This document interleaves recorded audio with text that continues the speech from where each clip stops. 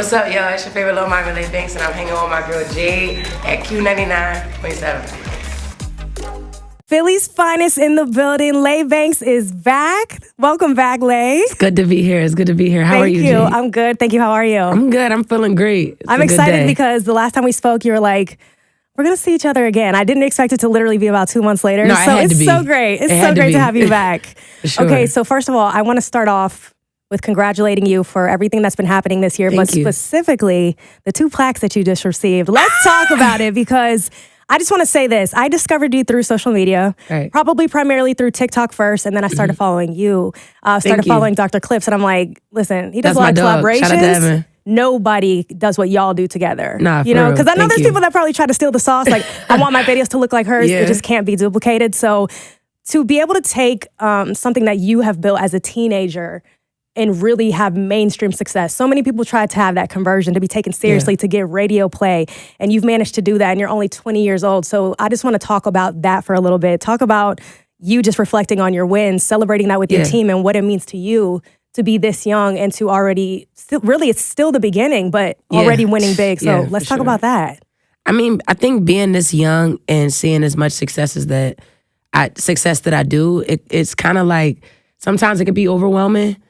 But I think I've been praying and I've been working for this my whole life. And everything that I encountered or everything that I have done to get to this point was a new stepping stone and a milestone to get to where I am now. And every point in my life mattered, you know, like from the beginning, from when I was in school and I was doing musical theater like a weirdo. Yes, I love it. I love it. Like all that stuff mattered. And then when I met my manager, Kenny Blake, like I wouldn't be able to do this without him. But I met when I was 15. And from then it's just been a ongoing like uphill battle, and we just been winning. And like we're gonna continue to win. This year has been very, very fruitful and like so good that it could make me almost cry right now. But I'm blessed and I'm grateful and I'm humble and I'm ready for what's next. Yes. Okay, 2 things that you said in that I want to touch on.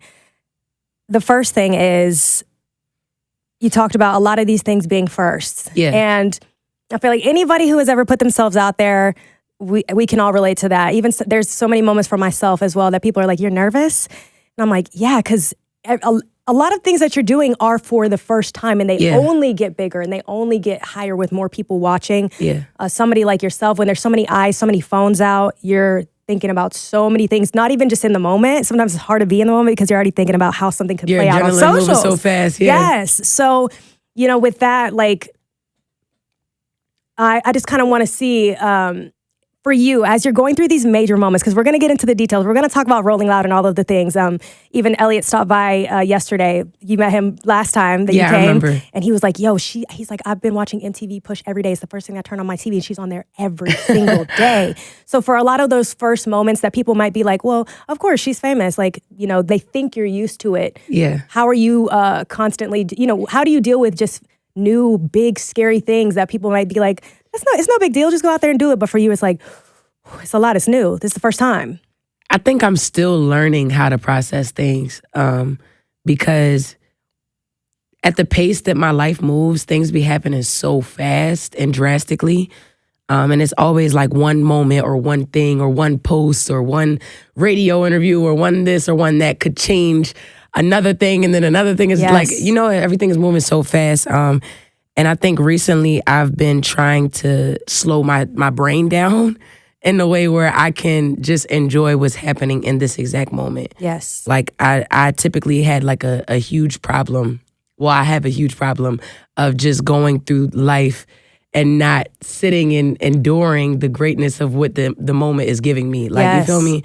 And I think the ways that I have learned to like what I do now to make sure that I'm like slowing down, I talk to God, I talk to myself, and I write a lot now. I used to not write as much, but I started writing like poems and stuff like how I used to when I was a kid, because that was the stuff that calmed me down when I was younger. And then I also video journal in my Ooh, I like laptop. that. Yeah, I video journal everything, and even if no one ever sees it, it's for me. So like when I need advice for myself, and I'm like, dang, I feel like I went through this before, but I don't know. I just sit down and I watch all my video journals, and I got video journals on that laptop from 2 years back. Oh my God, I love that because the documentary is gonna be crazy. It's gonna be crazy. It's gonna be crazy. That's epic. I feel like for all of us, really we find the most inspiration when we look back at ourselves, how far we've come, our younger selves that were sometimes even more fearless before other people start to get involved. And you know, you start working with bigger companies where it's like everybody has a say and an opinion. It's a fight to stay true to your vision and to yourself. So I kind of want to take it back. Shout out to the theater kids out there. There's somebody dreaming, looking at you saying, I want to do what she does. I want to find the gems that she's going to leave in her story that she is leaving in this trail. So just for the backstory, so we can start at the top, how did you and Kenny connect? How did he discover you? 15 is young. And if 15 is, an adult is taking that type of investment into you, obviously they believe. Nah, shout out to Kenny, because this would not be possible without him. Like, Kenny saw me and literally just took me from where I was and changed my whole life. Like, everything shot up from the moment that we got together. And I actually met Kenny. It's so crazy because Kenny was in this barbershop that he owned in Philly. Platinum Image. And big shout out to Platinum Image and everybody that's working there during the holidays because we love y'all. But I walked in Platinum Image and my brothers go in there and my dad go in there every week on a specific day and they get their hair cut. And I walked in there one day to take my brother to go get his hair cut after school, and Kenny stopped me and was like, yo, I'ma manage you. And I was like, what? I didn't even know what that meant because I'm 15 and he only heard of me from his sons. Me and his sons were friends. And I had put out this song called Passion on YouTube, and it literally only had 300 views, y'all. I lied to you not, like 300 views. I didn't think nobody heard it. Like, I'm like, and that's why when artists be like, bro, nobody's listening to it, nobody hears it, nobody sees this, I don't want to promote it. Like, bro, you don't know who's watching. You don't know who's amongst those views. Yeah, because 300 views, bro, and one of those viewers, like, was the man that changed my life, for, like, everything.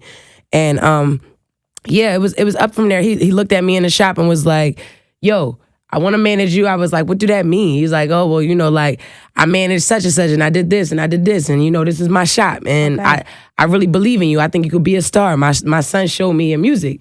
He was like, yo, if you really about that, sing something right now live.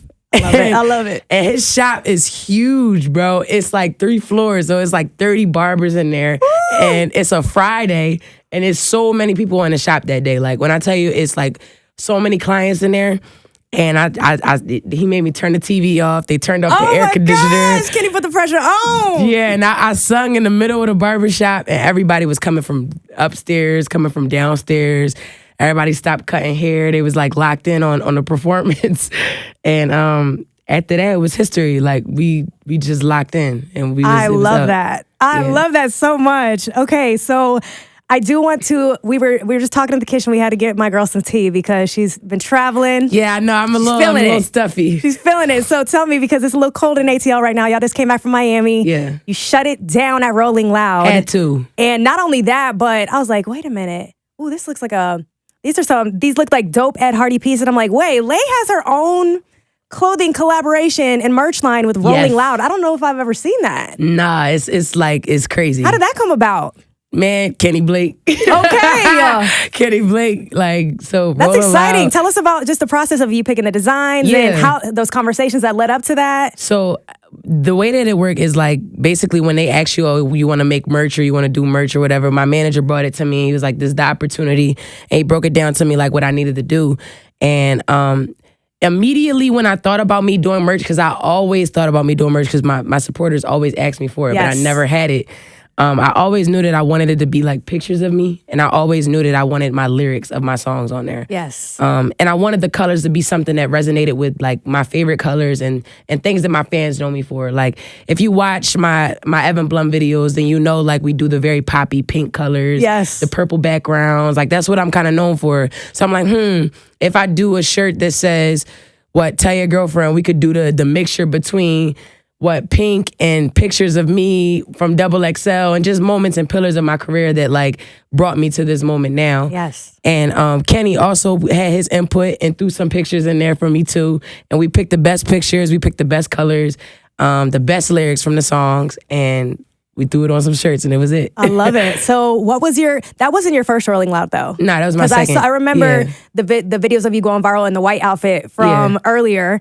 But how was this round? What was the reception like? What was the energy? What did you take to the stage? It was so different because I feel like this year I was way more experienced. Okay. Like if you watch my set from last year, not saying that it was bad, but I can say that I've grown so much as an artist and as a young woman, and I feel like my delivery on stage was just so much different. Like I ain't come to play this year. last Rolling Loud, I was like, all right, like we get it, we see what she's trying to do, but is she really doing it? And then it was like this year, nah, I'm doing it for real. Like, y'all gotta see it. And my dancers came crazy. Like it was more chemistry between us because we've been dancing with each other since before that Rolling Loud that we did. And shout out to Kelsey and Faith because that wouldn't be possible without them. Shout out to Bishop, my DJ B-Flex. And we all just had like cohesion on the stage. It was like we were feeding off of each other's energy.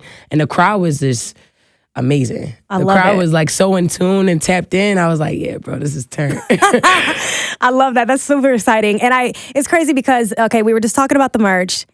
Then I see you're dropping these dope videos in collaboration with Under Armour. And you actually wore Under Armour on this Rolling Loud set, of course, right? Yeah. Okay, so let's talk about what you've been doing with Under Armour as well, because when you came out to the club with me and Mommy Chula for Ladies Night earlier in the year, you brought out some tees with you. You signed those tees, handed them out to the girls. Had to. So how did that, what have you guys been working on with that? So me and Under Armour have officially sealed the deal, and I am their first female artist ever to be signed. Ever? Yes, ever. In all history, I'm the first female artist to ever be signed to Under Armour. And I wanna kind of say that especially is very special. Excuse me, sorry. You're fine. That especially is very special because I'm a Black woman and I'm only 20. And on top of that, I'm also Eritrean. So I feel like I'm breaking a lot of cultural boundaries with bridging that gap between me and Under Armour. And I feel like Under Armour is affordable. It's a nice brand, bro. I've been wearing it for so long. If you know, you know. Like, if you know, you know. I've been wearing UA. So, yeah, like, and I love UA. I love the brand. I love the texture of the clothes, the quality, and you can get it for a good price. Yes. And that was the whole reason why, in the beginning, I started wearing Under Armour, because everyone knew me for being on TikTok, singing my songs and dancing in the city. Okay. And anytime I did a show, anytime I did anything, I would go in UA and I would spend all this money. Like, I love it. I would spend all this money on clothes, and I would just wear those UA sets and everything that I bought for months at a time. People started being like, yo, does she have money to get other clothes? Like, what's going on? But no, it was literally like, I just love the brand, and it's so easy for me to move around in it. It's fashionable, it's stylish, it looks good, it feels good, and I feel my best when I wear it. So just signing this deal was really special to me because I feel like I can be the unique voice for Under Armour the way that they have been a unique outlet for me to express myself in. Definitely. It's crazy how, when we look back in hindsight, like, the things that we didn't even know we were sowing seeds for, you know? Like, it's just crazy. Yeah, I didn't know, but it was already meant. Yes. You know? It was already okay, meant. I want to ask you a question, because when you drop videos, especially clips on IG Reels, TikTok, first of all, your songs have so much energy, and your voice is so distinct, even though you come with so many different flavors and sounds. But you be saying the most crazy, fun, wild, captivating, like, attention-grabbing things that is like, Lay, thank you. Where is this coming from? Like, has that always been your personality? What is it like to be with you in the studio? Because there have been some hilarious clips that I'm just like, this is so outrageous, but the girls love it. It's what we think, you know, in our minds. I think, I don't think I always was as like, I don't think I always was like this. I feel like I grew into it because I used to be kind of scared to like fully speak out and be myself in 100%, because I think everyone gets a little self-conscious and everyone starts to doubt themselves. But once I really walked in my purpose and believed that, you know, God gave me my voice and he gave me my talent for a reason. Like, if I'm going to use it the way I'm going to use it, I can. Or if I'm not and I'm just going to walk around like I don't know what's really going on, I can do that too. So I think when I really start being blunt and just saying what really was on my mind, I was just like, bro, I got something to say. I got something to get off my chest, and I'm not holding it in no more. I love it. Yeah. There was like a specific clip. It's the beginning of, I don't know if it's the beginning of On My Soul. Even like, I think there's like a voicemail part on the beginning of Graveyard. Yeah. And it's just like so wild and throw that I'm just like, I love this. But you tapped in for real. No, listen, the ass-eating clip was going so crazy on the internet, and I'm just like dying. It was Kanye. It was Kanye, yeah. That had me crying because it's just like, in real life, you are just And I love Kanye, so sweet disclaimer. and cute. Okay, I love okay. Kanye. I love him, but that video was so crazy, I had to make that the cover of Ick. I had to. When I posted that on my TikTok, it was hilarious. That got me crying. I love that. What about, do you have siblings, family? Because I want to know, we look to artists, we look up to artists, and we kind of live through them. They say the things that we want to say. They dress the way we want to dress. They act the way that we wish we had the freedom and the confidence to like be like. Yeah. So what? Are there ever moments that you're like, ooh, I don't know what so-and-so might think of this, or are you just like, I don't care, it's my music, and these people love me, they're my family, so they don't really care? Are there limits? Do you think about it like, this is a little wild? I don't know what my parents will think. I feel like because music is such it's so conversational, right? And I look at music as a way of expressing myself when I can't have these conversations that are tough, or have conversations that like I feel like I need to have sometimes. Yeah. So I don't really put too much thought about what other people think about what I'm saying. I go in a booth and I'm like, yo, this is how I feel. This is what I gotta say. And it's just gonna be like that. And if they like it, they like it. If they don't, they don't. I mean, like, it's cool. It's my feelings. What can I say? I love it. I love it. Yeah. Okay, so I want to talk about, you touched on it a little bit in the beginning, but obviously mental health has just been such a big thing on us. And I don't want us to go like crazy onto the dark side of it, but more so just with a super busy schedule, constantly traveling. Sometimes you have to move in a way that you can't really even explain to people, like, or you may not be able to answer texts and calls because it's just moving too fast and it's happening constantly. How do you kind of center yourself to slow down to at least make sure you're okay?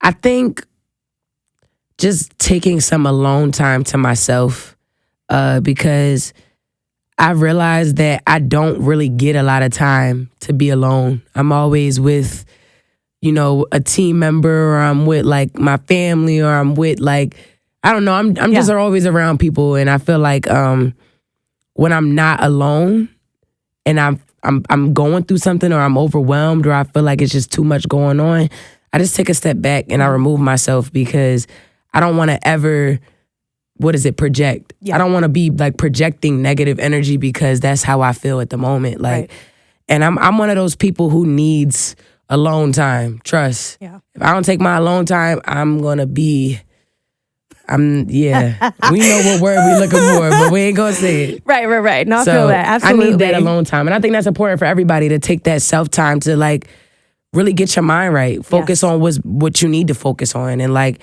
not overwhelm yourself. Focus on what's important. You know? Okay, so on that note, one thing that I love is that your voice is very distinct. It's Thank you. So sexy, so cool. From rapping to singing, everything in between, and the beats that you choose are very big. They have so much like mass appeal. Not that you're trying to be just like water yourself down to a mainstream thing to appease everyone, but it's more so like everybody wants to move to it, no matter what cultural background you're from, no matter what race you are. Super, super dope. But Kenny did tell me, your manager did tell me, he was like, right now she is 2025, and just as a person, like she's going through a major rebranding of herself and how she wants to present herself and her sound. So what does that mean coming from you? I think growing up, when you get signed at a young age, because I got signed when I was 17, and now I'm 20, and I'll be 20 next year. 21 next year. And I feel like when I say, I don't mean like going into a phase of being a completely different person. Right. Because, when you grow and you change and you shape shift, but you always have pieces of yourself that you were before. Yes. And I think this new era, 2025 Lay Bankz, is just going to be more growner, more self-sufficient, knowing what she wants to do, knowing what it is, and just fully walking in her purpose and not letting anything diminish that. Like, I feel like I struggled in the past with fully 1000% just being myself and dedicating myself, like all of my energy and all of my time. And that goes for creative fluidity, if Let's that's talk even about a it word. because Yeah, I know that you're going to be having an album coming out next year yes. and your tour. So on that note, with your creative vision, because, you know, we have one thing in our mind and it hurts when it doesn't get as close to that as possible or Yeah. to be even better than we imagine. Yeah. What are your visions? What are your goals for tours? Not even numbers or fans or tickets, It but ain't more even so no creativity. numbers. I just want to be able to tap in. Yeah. I just want to be able to see my fans. I want to be able to see my supporters. Like, last night I went on my homie Rod G's stream, right? And I asked him, what's your favorite thing about doing Twitch? And he was like, bro, I have direct contact to my supporters. Yeah. Like, when people be like, yo, like, I'm about to see if my supporters come through. I'm about to post in my story, see if they tap in. No, I know my supporters are going to tap in because I could go live right now and all 5,000 of them going to join. Yeah. And I'm like, yo, that's what I need. And like the in-person for tour, I feel like that's the most thing that I'm excited for. And I'm really ready to show people my diversity. Yes. Like I'm really a singer. And I feel like people don't know I really got them vocals for You real. really do. You really do. So like I want to show people that. I want to show my ability of like breath control. I'm really good at rapping on stage as well. Like, but you know, when you're doing like these festivals and stuff, it's not very easy to showcase. Like, people don't get like the stuff that goes into behind the scenes of performing at these larger scale shows Right. versus doing your own tour. Like, it's completely different. Yeah. So I feel like You're making believers out of people that came for whatever reasons they like came you for. don't know these like you don't know where they're coming from, if they support you, if they don't, and regardless of whatever, you always got to give 150% to whatever crowd you're performing to. But I feel like going on tour is gonna be so crazy for me because people are really gonna get to see Bankz like live in action. And I can't wait. I know they're gonna fall in We're love. going to be there. Yeah, it's gonna be lit. Y'all gotta come. You're going to have an Atlanta show, I'm sure, right? Please, hell yeah. Okay, Of course. we will definitely be in the Of course. building. Okay, so tell us a little bit about, I'm sure these are some songs that you've been working on for some time now, and I'm sure right up to the last minutes of the release, there's going to be those final moments of, you know, some last minute gems. But tell us about just the fun, the discovery of yourself, of pushing the boundaries of your sound, trying out new things, because you really can be on any type of beat. So what do you bring into this album that we're going to get to hear at the beginning of the year? This album is real raw and it's very dynamic and it's very like right in your face. I feel like I've had that before, but I think it's different because now I'm coming into my woman. I think when I was doing it before, I was still kind of like, should I do it? I'm a kid. I don't know. I'm in it. I'm out. I'm in it. I'm out. Like, I don't know. But with this album, I want to be very intentional and I really want to be as transparent and as blunt as I can be. Yes. Like, more than I already have been. Yes. If I could be. Yeah, I love that because Yeah. you already are. But I can imagine that with your storytelling, bringing your personal life to those songs, and it being a body of work that we can ride all the way through. That's Yeah. going to be an experience. So I'm excited for sure. Thank you. Let me think. Is there anything else that you know? Okay, do you have any collaborations on the rise, girls, guys, whoever, that you're excited for that you can tell us about?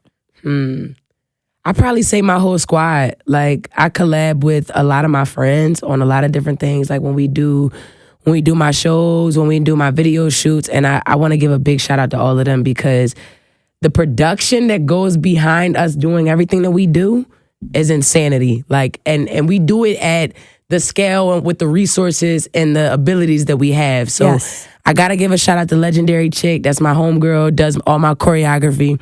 Gotta give a shout out to Naughty by Nair and Face by Mulan, my makeup artist. I gotta give a shout out to ETS, Embrace the Strange Films, because man, he's a real videographer for real. He do it for real. You know what's going on, bro. And yeah, like just my whole team, even Kenny Blake. I gotta give a shout out to Kenny Blake. And I feel like I'm missing somebody. Am I missing somebody? You think I'm missing somebody? Yeah. All right. I don't think I'm missing no. No, I gotta give a shout out to B-Flex. I gotta give out a shout out to DJ B-Flex because he's been rocking with me since I started doing my shows for real. And like, that's my dog. And I gotta give a shout out to my other manager, Troy Carter, of course.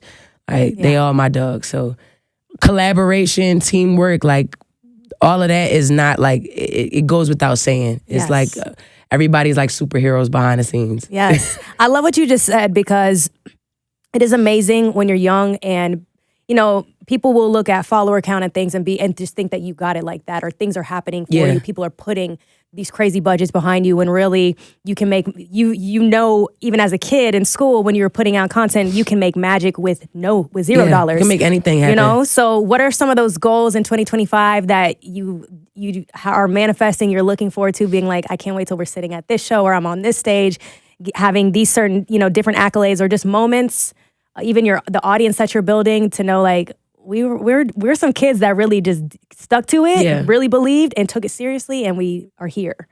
I really want to start doing Twitch. I ain't gonna lie. I really want to start doing Twitch, and I want to start showing people how to record on stream. Okay, I like because that. I record myself, and I also make some of my own beats. Okay, so I think it'd be really cool to do that.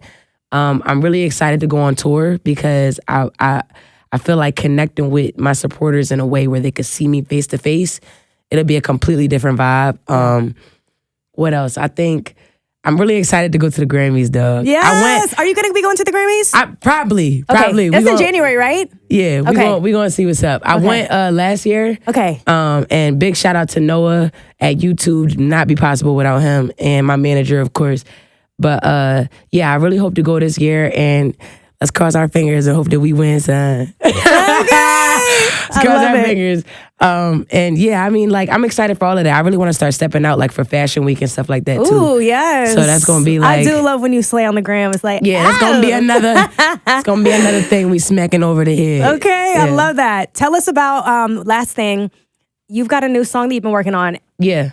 Girls Night. I got one called Girls Venturous. Okay. And I got one called Baddie's Decision. Okay. Tell us a little bit about those. And when are we going to get to hear those? Before the album comes out? Before the album come out for sure, but it'll be next year. So right now we still in 2024. Okay. I got to wait for 2025. It's going to be real crazy. Trust. Can we get a hook? Maybe we'll get a hook. We'll get a hook. We'll get a hook for Baddie Decisions. Okay. I'm super excited. Okay, Lay, last thing that you want to tell, just anybody who you know is already looking at you inspired, just as a person, period, as a creative, period, as a dreamer. What do you want to tell them that you're also telling yourself right now? Something that you've been telling yourself that you're living through and sticking by, and that you also want to share that's just on your heart. I gotta talk to my bankers specifically. Anybody, if you a new banker. If you an OG banker, wherever you are, whoever you are, just know you're loved and you're valued and you're respected, and, you know, hold yourself to that standard. Hold yourself on a certain pedestal, and don't let nobody bring you down from it, regardless of who they are. And if you 100% believe in yourself, you're gonna go 100% that far. If you halfway do it, you're only gonna go halfway that far. So I'm living by all those things, and I love y'all. Thank you. Yes. Thank you, sis. Thank you so much. I loved it.